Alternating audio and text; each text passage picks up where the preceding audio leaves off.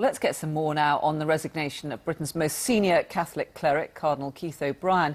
He stepped down following claims he behaved inappropriately towards 4 priests in the 1980s. Cardinal O'Brien has denied the allegations. Well, with us now is Jack Valero from Catholic Voices, a media lobby group that represents many Catholics in the UK. This really is going to be another serious blow for the Catholic Church, isn't it? Well, I think it's right that he has resigned in face with these allegations. I am very happy that they've been taken seriously. The nuncio, who is the Pope's representative in the UK, has written to the 4 people who have made the allegations to thank them for speaking out, and that the whole thing has been done so quickly. I think this shows a new spirit. And of course, if the thing is true, this could be very serious, you know, to break your vow of chastity. But I think it's right because this way doesn't cast a shadow over the election of the new Pope. Unfortunately now, there will be no Brits involved in the election of the new Pope because Cardinal Murphy O'Connor is now too old at 80. He will have an advisory role. He will be in Rome giving advice and his opinion on different things, but he won't be able to vote. But the election will go ahead. There will be now 115 cardinals voting, and it's important that that goes unencumbered by this kind of issue. And the timing of it is very interesting because the allegations go back to the 1980s, yet it's only now that they're surfacing, it's only now that the Church has had to confront them openly.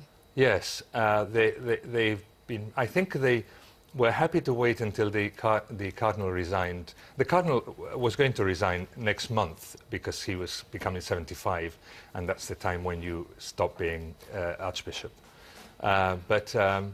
Given that there is a conclave now, they actually thought, well, actually, no, it's not right for him to go there if this is, you know, because he did this to us. That's what they allege.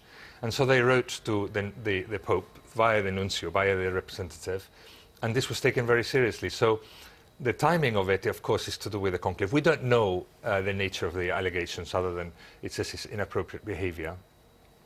But whatever it is, I think it's important to look into it. And there will be a time to look into it. This time will be longer than the time it takes to elect the Pope, because there will be a new Pope in a couple of weeks. This matter will take several weeks or months to look into. And so it's right that we take action now and we take whatever time it takes to get to the truth. It's important to get to the truth. But does this represent a challenge for whoever does emerge as the new Pope, that he is going to have to show a stronger lead in terms of trying to get to the bottom of these types of allegations? Well, even the procedure that has been followed now shows that they're getting to the bottom of these. I think the Pope has many issues to confront, the new Pope, whether it's the Vatican, whether it's the how to preach, you know, the faith in secularized Europe, or the third world, poverty. There are many things challenges facing the new Pope.